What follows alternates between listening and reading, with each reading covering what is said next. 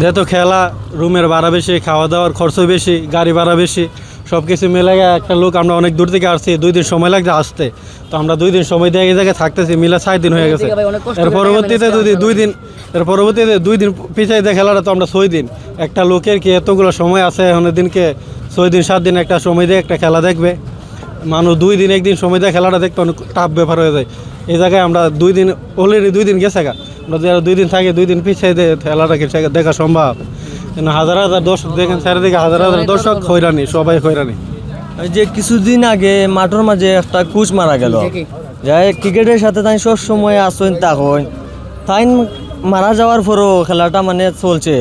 আর হঠাৎ করে আজকে প্রায় 6টার দিকে হইব নেত্রী মারা গেছেন, 6টার সময় মারা গেছেন, 6টার সময়ও নিউজ হয়, 7টার সময়ও নিউজ হয়, 8টার সময়ও নিউজ হয়। 8টার আগে তো নিউজও জানানি গেলে যে আজকে ম্যাচটা হবে না, স্থগিত। তাইলে তো এই যে দূর দূরান্ত থেকে মানুষগুলো আইলো না। অনেক আমার বাড়ি এই পাশেই আছে, আমি আইছি, সমস্যা নাই। 3 দিন খেলা না হইলেও আমি খেলা দেখতে পারবো। এই যে অনেকে রুম জটিলতা বা ছাত্র স্টুডেন্ট যারা আসছে তাদের কি হবে? ভাই আসছি তো খেলা দেখার জন্য, আমরা আসছি ব্রাহ্মণবাড়িয়া কসবা থানা থেকে আসছি গতকাল। তো খেলা দেখার জন্য আসছি, হঠাৎ করে টিকিট কাটলাম, অনলাইনে টিকিট কাটলাম। তো ওরা হঠাৎ করে বলতেছে খেলা আজকে হবে না, বাংলাদেশের সাবেক প্রেসিডেন্ট মারা গেছে। তো আমরাও অনেক শোকাহত। তো খেলা যদি না হয় তাহলে ভাই এই অনলাইনে টিকিটটা তো ওরা না দিলে পারতো, আমাদের শুধু ইমোশন নিয়ে তো না খেললে পারতো। কিছু একটু আগেও টিকিটটা অ্যাভেলেবেল আছে, তো এখন হেরা বলতেছে খেলা হবে না। তো হেরা তো অবশ্যই খবরটা হেরা তো মেইন, হেরা গেছে তো খবরটা আগে গেছে। তো হেরা তো চাইলে তো মনে করেন টিকিটটা অনলাইন থেকে অফ করে দিলে পারতো। তো শুধু আমাদের বাড়তি টাকা করা লাগতো না। খেলা যদি আজকে না হয়, আজকের ডেটটা কবে হইব এটা তো আমরা জানি না। এই ডেটে খেলা হইব কিনা না, এই টিকিটে আমাদের এই জন্য টাকাটা নিল, আমরা এই 500 টাকা দিলাম টিকিটে।